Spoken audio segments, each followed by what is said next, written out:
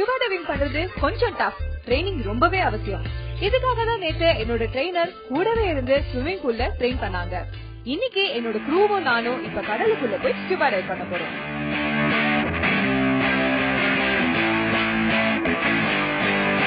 Okay, கடலுக்கு வந்துட்டேன். எல்லாத்தையும் அவங்க செட் பண்ணிட்டே இருக்காங்க. நான் வெயிட் பண்ணிட்டு இருக்கேன். ட்ரெயின் எல்லாம் பண்ணி முடிச்சிட்டேன். ஆனா ரியல் எக்ஸ்பீரியன்ஸ் எப்படி இருக்க போகுதுன்னு தெரியாது. கடலுக்குள்ள போறது ஃபர்ஸ்ட் டைம் தான். கடலுக்கெல்லாம் நான் போயிருக்கேன். பட் உள்ள போகும்போது கொஞ்சம் லைட்டா டென்ஷன் இருக்கு. ஆனா இருந்தாலும் I have to do this. So I am totally ready.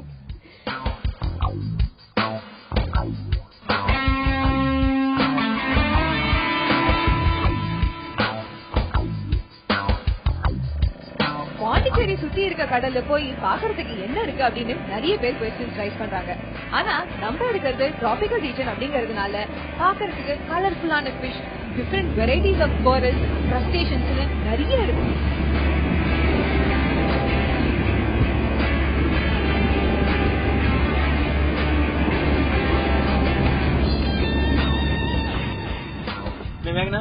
Diving போற இன்ட்ரெஸ்ட்ல இருக்கீங்களா? ஜாலியா சோ நம்ம இன்னும் ஒரு 4 கிலோமீட்டர் போக வேண்டியிருக்கு. ஓகே, 4 கிலோமீட்டர் போகணும்னு வச்சுக்கோங்க. இப்போ நம்ம 2.5 கிலோமீட்டர் வந்திருக்கோம். 4 கிலோமீட்டர் போன உடனே நம்ம இப்போ ஜிபிஎஸ் மாத்திருக்கோம். ஜிபிஎஸ் மாத்திட்டு ஆங்கர் வந்து டேனி போடுவாரு. அப்புறம் டேனி தான் டைவ் பண்ணி அந்த கிச்சன் லைன் கீழே கட்டிட்டு வருவாரு. அந்த லைன் தான் போவாரு. இப்போ கண்டிஷன்ஸ் எல்லாம் பார்த்துட்டு சூட்டபிளா இருக்கா செக் பண்ணிட்டு அப்புறம் டைவ் பண்ணுவாங்க. இந்த கடல்ல forest, line fish, grouper, king fish, moray eels, eagles, manta rays, parrot ஃபிஷ்னு நிறைய வெரைட்டிஸ் ஆஃப் ஃபிஷஸ், ஸ்னேக்ஸ் எல்லாம் இருக்குன்னு சொல்றாங்க. என்னோட லக் எப்படி இருக்க போகுதுன்னு தெரியல. இதுல எவ்வளவு வெரைட்டிஸ் ஆஃப் ஃபிஷ் எல்லாம் நான் பார்க்க போறேன், எவ்வளவு டிஃபரெண்ட் உயிரினங்கள்லாம் நான் பார்க்க போறேன்னு தெரியல. அதுக்கு முதல்ல ஸ்கூபா டைவ் பண்ணணும். போய் என்னோட லக் எப்படிதான் இருக்குன்னு பாப்போமே. டைவ் பண்ண வேண்டிய இடத்துக்கு நாங்க வந்துட்டோம். லேண்ட்ல இருந்து அட்லீஸ்ட் ஒரு 10 கிலோமீட்டர்ஸ் உள்ள வந்திருக்கோம். வரும்போது கொஞ்சம் நல்லாதான் இருந்தது. இங்க நிக்கும் போதுதான் ஒரு மாதிரியா இப்படி ஷேக் ஆகுது, லைட்டா சீ சிக்னஸ் வர மாதிரி இருக்கு. ஆனா உள்ள போனா அதெல்லாம் தெரியாதுன்னு நினைக்கிறேன். சோ இப்ப உள்ளதான் போடும். சோ எங்க கூட டேனின்னு சொல்லிட்டு ஒருத்தர் வந்திருந்தாரு. அவங்க வந்து அரவிந்தோட அசிஸ்டன்ட் அப்படின்னு சொல்லலாம். சோ அவங்க ஆங்கரிங் பண்ணி முடிச்சிட்டாரு. போட் வந்து இப்படியே நிக்குது தண்ணியில, ஆனா ஸ்டெடியா நிக்கல. கடல்ல டிராவல் பண்ணும்போது கண்டிப்பா எல்லாருமே இந்த சீ சிக்னஸ் பத்தி சொல்லுவாங்க. கொஞ்ச தூரம் டிராவல் பண்ணும்போது எனக்கும் பெருசா எதுவும் தெரியல. ஆனா அதுக்கப்புறம் தான் வேவ்ஸ் பெருசா வர ஆரம்பிச்சது. போட்டும் தூக்கி தூக்கி போட ஆரம்பிச்சது. அப்பதான் எனக்கு லைட்டா நாசியேட்டிங்கா இருந்தது. திடீர்னு பாக்கும்போது டேனியை காணோம். He's missing. சோ திடீர்னு என்ன ஆச்சு, அவங்க கியர் ஆயிட்டு தண்ணிக்குள்ள குடிச்சிட்டாரு. சரி, செட்டிங்ஸ் எல்லாம் எப்படி இருக்கு, கண்டிஷன்ஸ் எல்லாம் ஃபேவரபிளா இருக்கா அப்படின்னு பாக்குறதுக்கு தான் அவங்க வந்து தண்ணிக்குள்ள இறங்கிட்டாரு. டெம்பிள் அட்வென்ச்சர்ஸ் டைவர்ஸ்க்கு ஸ்பெசிபிக்கான ஃபேவரட்டான டைவ் ஸ்பாட்ஸ் இருக்கு. Temple reef, cool shark reef, Aravinds wall, ravines, the ஹோல்னு சொல்லுவாங்க. நான் பிகினர் ஸ்டேஜ் அப்படிங்கறதுனால என்னை இப்ப அரவிந்த் டெம்பிள் ரீஃப் மட்டும் தான் அழைச்சிட்டு போறாரு.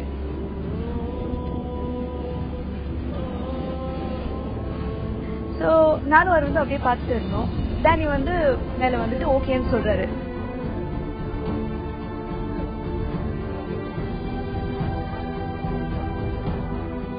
Right, okay. இப்போ நீங்க டைவ் பண்றதுக்கு முன்னாடி ஜஸ்ட் ரீகால் பண்ணிக்கலாம் எல்லாத்தையும் நேத்து பண்ணது எல்லாமே. சிக்னல்ஸ் ஞாபகம் இருக்கா? இது என்ன சைன்? ஓகே, இது இது அப் டவுன்.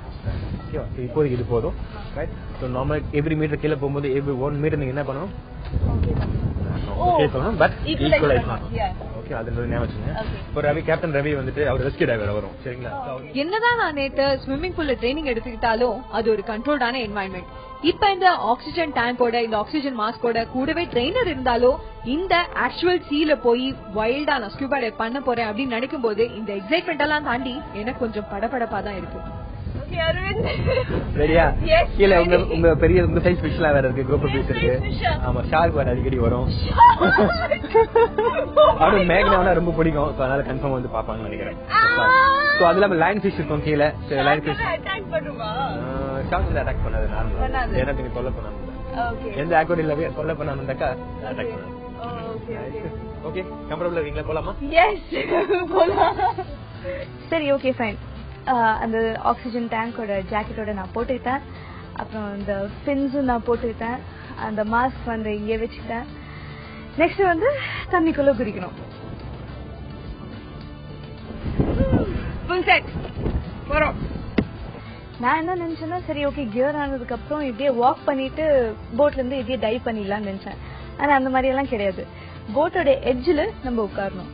உட்கார்ந்துட்டு இப்படியே பேக் ரோல் அடிக்கணும். ஸோ அது வந்து அரவிந்த் எக்ஸ்பிளைன் பண்ணி கொடுத்தாரு. சரி நான் டெமான்ஸ்ட்ரேட் பண்றேன், அதுக்கப்புறம் நீ பண்ணிடு அப்படின்னு சொன்னாரு. சரி ஓகே நான் பார்த்துட்டே இருக்கேன். திடீர்னு உட்கார்ந்துட்டு இருக்காரு. டப்புன்னு பார்க்கும்போது குதிச்சிட்டாரு.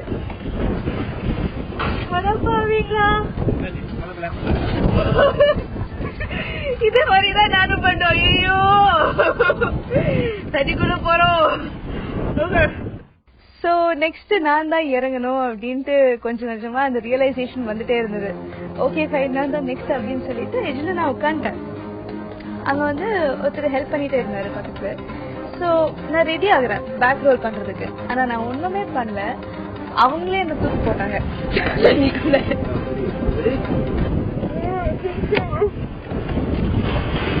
கொஞ்சம் ஷாப்பிங்கா இருக்கும்.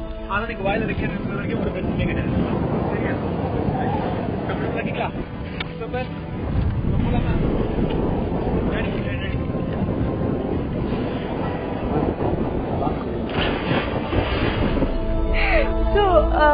ஒண்ணுமே யோசிக்கல. தண்ணிக்குள்ள போன உடனே எனக்கு என் மைண்ட்ல என்ன போகுதுன்னா சரி ஓகே வேற எதுவுமே பண்ணக்கூடாது. சர்ஃபேஸ்க்கு வந்துட்டேன். ஃப்ளோட் ஆயிட்டே இருந்தது. ஏன்னா வந்து அந்த ஜாக்கெட் மேல நீங்க ப்ரெஷர் கொடுத்தீங்கன்னா அது அப்படியே ஃப்ளோட் ஆகும் தண்ணி மேல. சோ அது வந்து நான் மேனேஜ் பண்ணிக்கிட்டேன். தண்ணியில ஃபார் பெட்டரா இருந்தது. போட்ல இருக்கும்போது நாசியா ஃபீலிங் பயங்கர ஹெவியா இருந்தது. ஆனா தண்ணிக்குள்ள இறங்கினோடனே அந்த ரிலீஃப் அப்படியே வந்துச்சு. சரி okay fine nausea feeling at least போயிடுச்சு அப்படின்னு யோசிச்சேன். இப்பதான் கொஞ்சம் கொஞ்சமா தண்ணி தாகம் வந்தது. போட்ல இருக்கும்போது அரவிந்த் என்கிட்ட சொல்லிட்டே இருந்தாரு, கடலுக்குள்ள நீங்க போனீங்கன்னா கண்டிப்பா you will feel thirsty. So hydrate பண்ணிட்டே இருக்கணும், தண்ணி குடிங்க குடிங்க அப்படின்னு ஃபோர்ஸ் பண்ணிட்டே இருந்தாரு. ஆனா என்னால குடிக்கவே முடியல, அவ்வளவு நாசியா இருந்தது. ஆனா கடலுக்குள்ள இறங்கின உடனே எனக்கு ஃபீல் ஆக ஆரம்பிச்சு. சரி ஓகே ஃபைன் ஒரு கிளாஸ் வாட்டர் வேணும் அப்படின்னு கேட்டேன். சரி டேனி வந்து ரொம்ப ஸ்வீட்டா போட்குள்ள போயிட்டு ஒரு கிளாஸ் எடுத்து கடலுக்குள்ள நான் ஒரு கிளாஸ் எடுத்துட்டு தண்ணி குடிக்கிறேன். Believe it or not.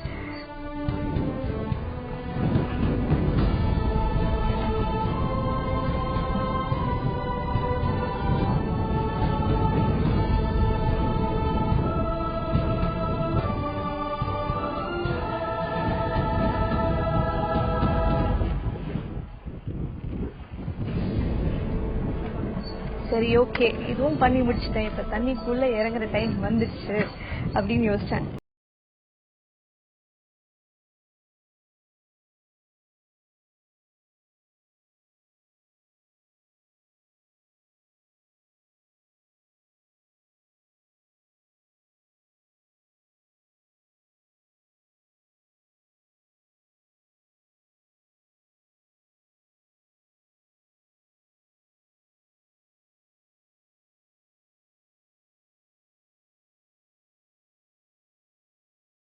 Attach ஆயிட்டே போயிட்டே இருக்கும். சீயோட ஃப்ளோர் வரைக்கும் அது அப்படியே போயிட்டே இருக்கும். சோ இது பிடிச்சிட்டு தான் கிராஜுவலா டிசைன் பண்ணுவோம். இது டேனி தான் பிக்ஸ் பண்ணாரு. சோ இது பிடிச்சிட்டு தான் கிராஜுவலா ஒவ்வொரு மீட்டரா டிசைன் பண்ணிட்டே இருக்கணும்.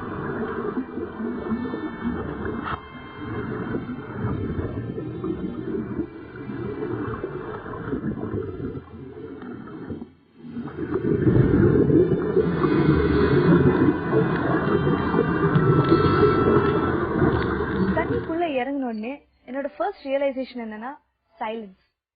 ஒண்ணுமே கேட்கல. சர்ஃபேஸ்ல இருக்கும்போது அந்த வேவ்ஸோட சவுண்ட், அப்புறம் என்னோட க்ரூவோட சவுண்ட் அதெல்லாம் கேட்டுடுச்சு. ஆனா இறங்கின உடனே ஃபுல் சைலன்ஸ், ஒண்ணுமே கேட்காது. சுத்தி பார்க்கும்போது ப்ளூ மட்டும்தான் தெரிஞ்சது. ஃபிஷஸ் எதுவுமே தெரியல. இது வரைக்கும் பிளாங்கா தான் இருந்தது. சின்ன சின்ன பார்ட்டிகல்ஸ் அப்படியே இருக்கும் தண்ணியில. அவ்வளோ கிளியரா இருந்தது விஷன்.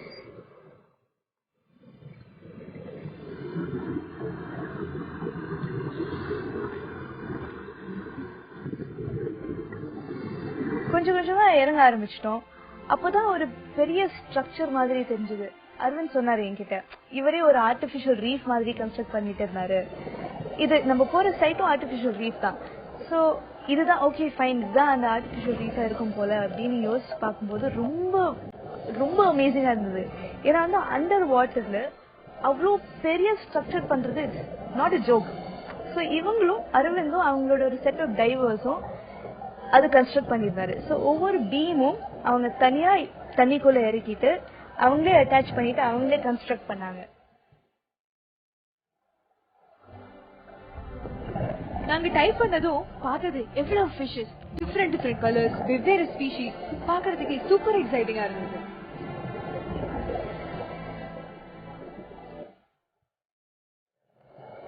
அவர் சொன்னதுலயே எனக்கு மனசுல ரொம்ப நல்லா பதிஞ்ச ஃபிஷ் இந்த லைன் ஃபிஷ் தான். ஏன்னா இது பாக்குறதுக்கு ரொம்ப பியூட்டிஃபுல்லா ஏஞ்சலிக்கா இருந்தாலும் இது பாய்சனஸான ஃபிஷ் அப்படின்னு எனக்கு சொல்லியிருந்தாரு.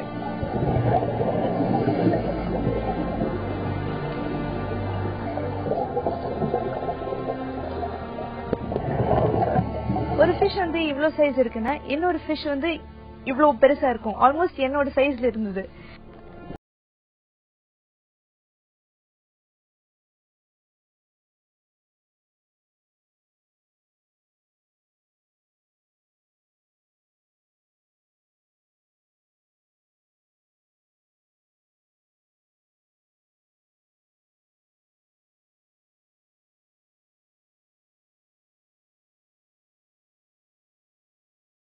அப்படியே பாத்துட்டு இருந்தேன். ஒரு சில ஃபிஷ் வந்து பெரிய குரூப்ல அப்படியே ஸ்விம் பண்ணிட்டே இருக்கும், பெரிய குரூப். இன்னொரு சில ஃபிஷ் வந்து சின்ன சின்ன குரூப்ஸ்ல அப்படியே ஸ்விம் பண்ணிட்டே இருக்கும். ஆனா எல்லாமே அப்படியே ஹார்மோனியஸா ஸ்விம் பண்ணிட்டே இருக்கும். எந்த டிஸ்டர்பன்ஸும் இல்லாம, எந்த சண்டையும் இல்லாம அவ்வளோ அமைதியா இருந்தது, அவ்வளோ பீஸ்ஃபுல்லா இருந்தது.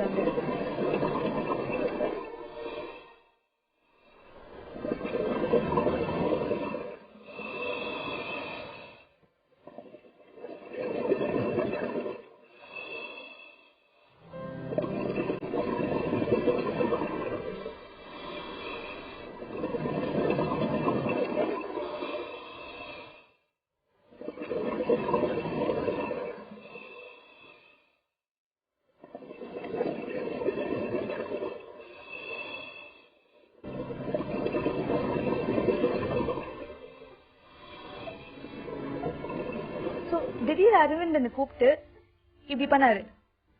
அப்படின்னு என்ன அர்த்தம்னா, இப்ப கீழே பாரு அப்படின்னு அர்த்தம். சரி, கீழே பார்க்கும்போது கடலோட ஃப்ளோர் அப்படியே தெரிஞ்சது, என்னால டச் பண்ண முடியுது. அந்த ஒரு ரியலைசேஷன் வந்து ரொம்ப அமேசிங்கான எக்ஸ்பீரியன்ஸ் அப்படின்னு சொல்லலாம். அன்ஃபர்கெட்டபிள் மூமெண்ட் அப்படின்னு சொல்லலாம். அங்க நான் இருந்தேன், யாருமே போகாத இடத்துக்கு. சோ அந்த ஒரு ரியலைசேஷன் வரும்போதுதான் அமேசிங்கா இருந்தது. சரி, ஓகே, ஃபைன். கொஞ்சம் கொஞ்சமா அது யூஸ் டு ஆயிடுச்சு. அதுக்கப்புறம் தான் அரவிந்த் சரி ஓகே இப்ப நீ ஸ்விம் பண்ணலாம் அப்படின்னு சொன்னாரு. இப்படி பண்ணாரு, கிக் பண்ணி ஸ்விம் பண்ண அப்படின்னு அர்த்தம். சரி, ஓகே, ஃபைன். அவர் கை விட்டாரு, ஃப்ரீயா போயிடு அப்படின்னு. ஆக்சுவலி அவர் எப்பவுமே கை விட்டாரு. எனக்கு அப்பதான் ரியலைஸ் ஆகுது, ஓகே இப்ப நான் தனியா இருக்கேன், கடலுக்குள்ள ஸ்விம் பண்றேன், நான் மட்டும்தான். சோ ஸ்விம் பண்ண ஆரம்பிச்சிட்டேன் கொஞ்சம் கொஞ்சமா.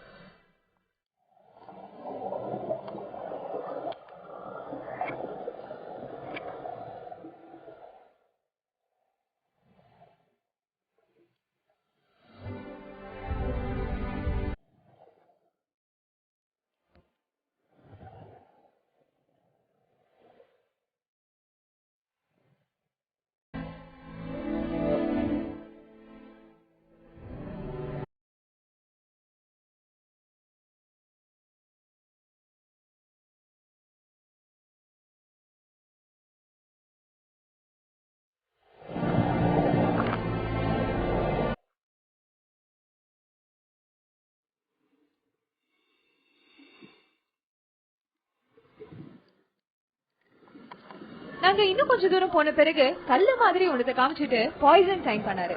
எனக்கு ஒண்ணுமே புரியல. அப்புறம் தான் அவர் சொன்னாரு அது ஸ்கார்பியன் ஃபிஷ்னு. இதுக்கு ஸ்கார்பியன் ஃபிஷ்னு ஏன் பேர் வந்துச்சுன்னா, நிலத்துல இருக்க தேள் மாதிரியே இதுக்கும் கொடுக்கு இருக்கும், இதுவும் பாய்சனஸ் அப்படிங்கறது அப்புறம் தான் சொன்னாரு. அதனால அந்த இடத்துல ரொம்ப நேரம் இருக்க வேணான்னு நாங்க அதை தாண்டி ஸ்விம் பண்ணி போயிட்டோம். யூஸ்வலா நம்ம அக்வேரியம் ஷாப்குள்ள போனோம்னா அங்க வந்து சின்ன சின்ன லைன் ஃபிஷ் இருக்கும், ஆல்மோஸ்ட் இந்த சைஸ்ல. ஆனா இந்த சைஸ்ல இல்லாம இதை விட டபுளா இருந்தது லைன் ஃபிஷ். அவ்வளவு பெருசு, ஆனா அவ்வளவு கலர்ஃபுல்லா இருந்தது. ரெட் ஒயிட் ஸ்ட்ரைப்ஸ், அப்படியே முள்ளு மாதிரி ஃபின் இருக்கும். சூப்பர்வா இருந்தது பாக்கும்போது. ஆனா அது சோலோவா இருந்தது. சோ நிறைய ஃபிஷ் வந்து குரூப்பா ஸ்விம் பண்ணிட்டே இருக்குது. ஆனா சில ஃபிஷ் வந்து சோலோவா வரும். இந்த மாதிரி லைன் ஃபிஷ், அப்புறம் நான் சொன்ன மாதிரி பஃபர் ஃபிஷ், அப்புறம் அந்த பாக்ஸ் ஃபிஷ், அதெல்லாம் வந்து தனியா வந்துட்டு ஸ்விம் பண்ணிட்டு எங்கேயோ போயிடும், எங்கேன்னு தெரியாது. அப்புறம் கொஞ்சம் கொஞ்சமா ஸ்விம் பண்ணிட்டே இருந்தோம்.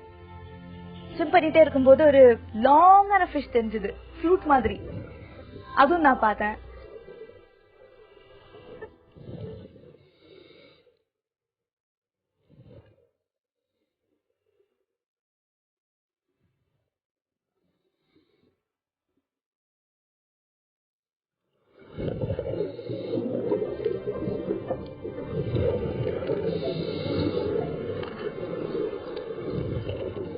அப்படியே சுத்தி பாக்குறேன். ஃபிஷஸ், அவ்வளோ ஃபிஷஸ். ரொம்ப அமேசிங்கான எக்ஸ்பீரியன்ஸ். ஏன்னா வந்து ஒரு வேற வேர்ல்ட் அப்படின்னு சொல்லலாம். கண்டிப்பா அது ஒரு வேற வேர்ல்ட் தான். Full and full fish. திடீர்னு அரவிந்த் என்ன கூப்பிட்டு, அவங்க கிட்ட ஒரு போர்டு இருக்கும். அந்த போர்டுல பென்சில் வச்சு எழுதலாம். ஸோ அவங்க வந்து அது மேல எழுதிட்டு என்கிட்ட காமிக்கிறாங்க. என்னன்னா நோ நாய்ஸ், நோ பொல்யூஷன் அப்படின்னு எழுதிட்டு என்கிட்ட காட்டுறாரு. ஆமா கரெக்ட் அப்படின்னு சொன்னேன். நிஜமா அந்த மாதிரிதான் இருந்தது. நாய்ஸே இல்ல, பொல்யூஷனே இல்ல. அவங்க வந்து அவங்களோட வேர்ல்ட்ல அப்படியே ஹார்மோனியஸா ஸ்விம் பண்ணிட்டே இருக்கு. கேட்டுதான் ஆகணும்.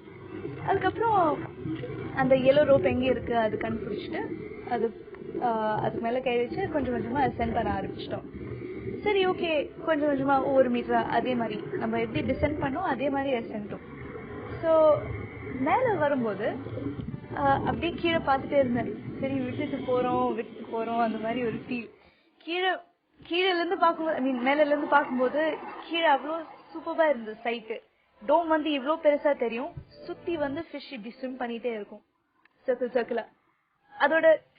அதோட ஷேப் வந்து அந்த ஹைட்ல இருந்து தெரியாது. ஏன்னா வந்து எல்லா ஃபிஷ்ஷும் இப்படிதான் இருக்கும் பிளாட்டா.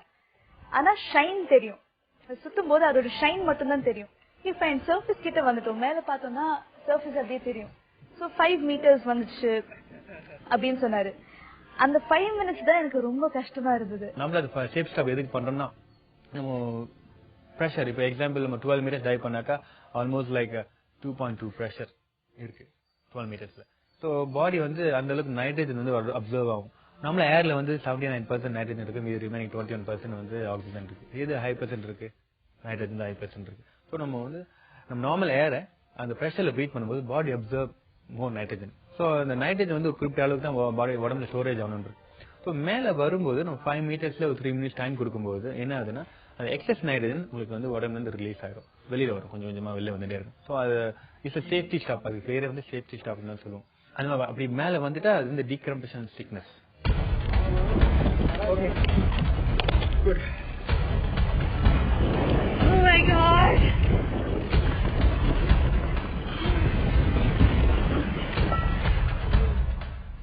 சர்ஃபேஸ்க்கு வந்த உடனே அந்த சவுண்ட் வந்துச்சு.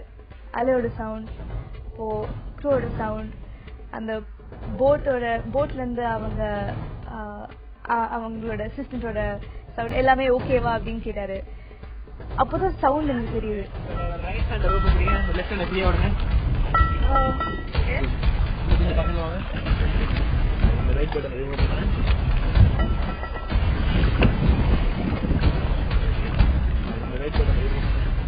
அரவிந்த் வந்து சரி போட் கிட்ட நீ போயிடு, ஸ்விம் பண்ணி போ, நம்ம லிஃப்ட் பண்ணி நீ போட்குள்ள போயிடு அப்படின்னு சொன்னாரு.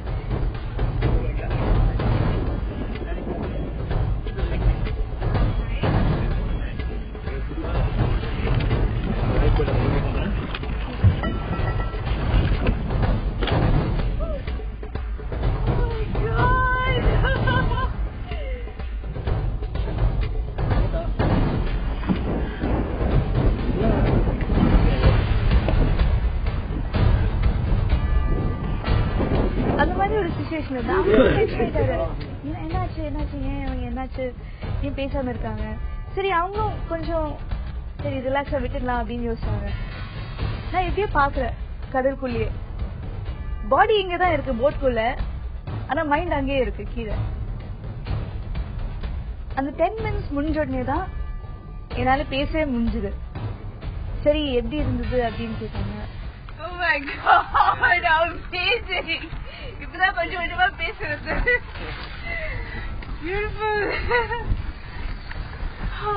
நான் சொல்றேனே, இந்த மாதிரி ஒரு எக்ஸ்பீரியன்ஸ் கண்டிப்பா லைஃப்ல இருந்தது. It's life changing. போட்குள்ள வந்ததுக்கு அப்புறம் அருண் என்கிட்ட பேசாரு. அவர் கேட்டாரு என்கிட்ட, கெஸ் பண்ண நீ எவ்வளவு நேரம் கடற்குள்ள இருந்திருப்ப அப்படின்னு கேட்டாரு. நானும் சரி ஓகே ஃபைன், உள்ள போனோம், ஃபிஷஸ் எல்லாம் பார்த்து டக்குன்னு வர மாதிரி இருந்துச்சு. ஒரு 15-20 minutes அப்படின்னு கெஸ் பண்ணேன். மேக்னா நீங்க எவ்வளவு நேரம் இருப்பீங்க நினைக்கிறீங்க தண்ணிக்குள்ள? நீ ஐடியா? ஒரு 15-20 minutes. 42 minutes time. உங்க டெப்த் வந்து 12.5 meters. Oh my god. And bottom temperature is 28. Okay. Right? Visibility வந்து 5 to 7 meters. Full bottom போற வரைக்கும் 12.5 meters. 12.5 meters. கீழ லேண்ட் பண்ணேங்க, டச் பண்ணேன். ஸ்கூபா டைவிங் எக்ஸ்பீரியன்ஸ் என்னோட லைஃப்ல ஒரு அன்ஃபர்கெட்டபிள் எக்ஸ்பீரியன்ஸ் அப்படின்னு சொல்லலாம். ஈஸிலி ரொம்ப நேரம் ஸ்பெண்ட் பண்ணி அதெல்லாம் பார்த்துட்டு திருப்பி மேல சர்ஃபேஸ்க்கு வருது கண்டிப்பா வேற விஷயம், வேற ஒரு லெவல். அது சான்ஸே இல்லை. நீங்களும் அதை ட்ரை பண்ணலாம். ஒரே ஒரு விஷயம், அந்த பயத்தை மட்டும் நீங்க தாண்டிட்டீங்கன்னா கண்டிப்பா இது ஈஸியா பண்ணிடலாம். நான் உள்ளதான் இருக்கேன், வெளியில வரவே இல்லை. சீரியஸா அங்கதான் இருக்கேன். நான் இவ்வளவோ இடங்களுக்கு டிராவல் பண்ணி போயிருக்கேன், வெவ்வேறு இடங்கள், மலை பிரதேசங்கள், பொல்யூஷனே இல்லாத இடங்கள்னு. ஆனா அதையெல்லாம் தாண்டி இன்னைக்கு என்னோட பயணம் தி மோஸ்ட் மெமரபிள்.